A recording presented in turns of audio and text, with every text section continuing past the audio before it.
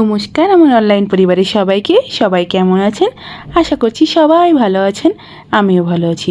আমি পূজা আবার একটা নতুন ব্লগ নিয়ে আপনাদের মাঝে হাজির হলাম। তো শুভ সকাল সবাইকে। আজকে আমি সকাল সকাল ঝাড়ু নিয়ে আপনাদের সামনে উপস্থিত হইনি। প্রতিদিনই তো ঘর ঝাড় দিতে দিতে আপনাদের হচ্ছে শুভ সকাল বলি, তো আজকে আমি সুন্দরতম প্রাকৃতিক সৌন্দর্য নিয়ে আপনাদের মাঝে হাজির হলাম। দেখুন আমাদের বাড়ির আশেপাশে অনেক সুন্দর সুন্দর ফুল গাছ আমাদের বাড়িতে আছে, জেঠুমনিদের বাড়িতে আছে, তাই আপনাদের সাথে শেয়ার করলাম। এই যে কি সুন্দর ফুল ফুটেছে দেখেছেন, সব ফুল। আর তারপরে আমরা হাঁটতে হাঁটতে সবাই মিলে চলে আসলাম পার্কে, হাটবাড়িয়া পার্ক, ডিসি পার্ক আর কি। আমরা সকালে এখানে হাঁটতে আসি সবাই মিলে। এই যে দেখুন সে পার্কে এসে দেখেছেন কি সুন্দর ফুল।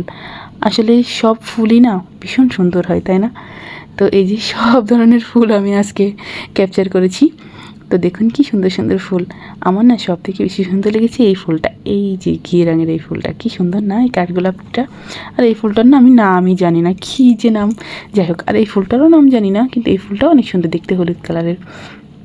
আর এটা তো সবাই জানে আকন্দ ফুল, তো এইটাও ভিডিও করে নিয়েছি আমি। তারপরে আমরা চিত্রা ব্রিজে চলে গেলাম চারজনে হাঁটতে হাঁটতে।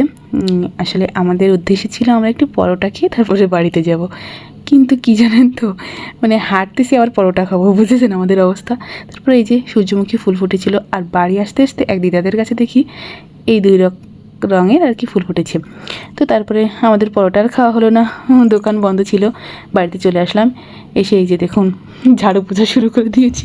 তো যাই হোক, আমাকে আজকে কেমন পাগল পাগল টাইপ লাগছে, তাই না দেখতে? ইগনোর করবেন ঠিক আছে, ভালো না লাগলে। আমি এরকম পাগলের মতনই থাকি অল টাইম আর কি।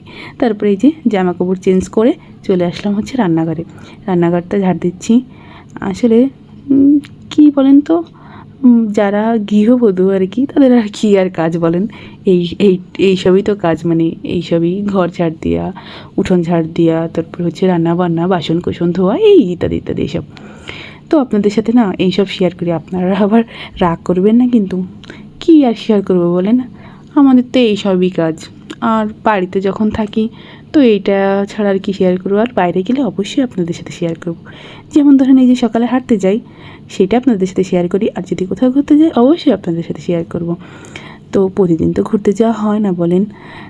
যাই হোক, তো এই যে রান্নাঘরটা আপনাদের সাথে বকবক করতে করতে ঝাড় দেওয়া হয়ে গেল। আমি না একটু বেশিই বকি, তাই না? যাই হোক, কিছু মনে করেন না আবার আপনারা, বকাটা আমার হ্যাবিট।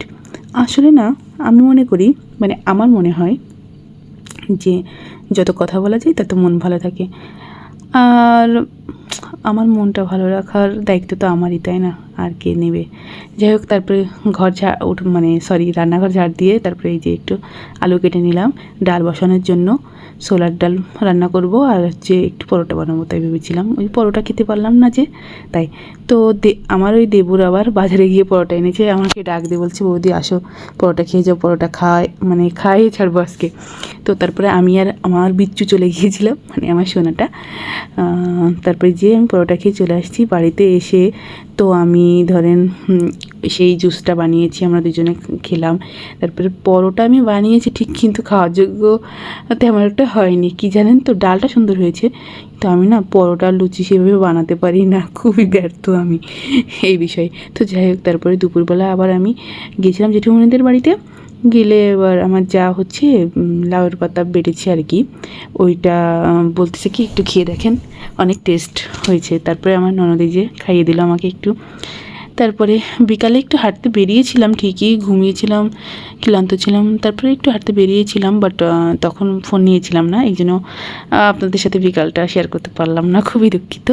তো আমি কয়দিন ধরে না ভাবছি যে হচ্ছে ফালুদা বানাবো, কিন্তু বানানো হচ্ছে না। আর মাঝে আবার একটু ঠান্ডা পড়লো, আর ঠান্ডার সময় ঠান্ডা খাবো না, এই জন্য আর বানাইনি। তো আজকে ফাইনালি আমি ফালুদাটা বানাচ্ছি।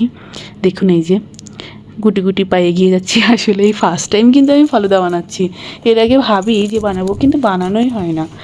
যাই হোক, এই যে ফালুদাটা রেডি হয়ে গিয়েছে। প্লিজ জানাবেন কমেন্টে কেমন হলো, ঠিক আছে?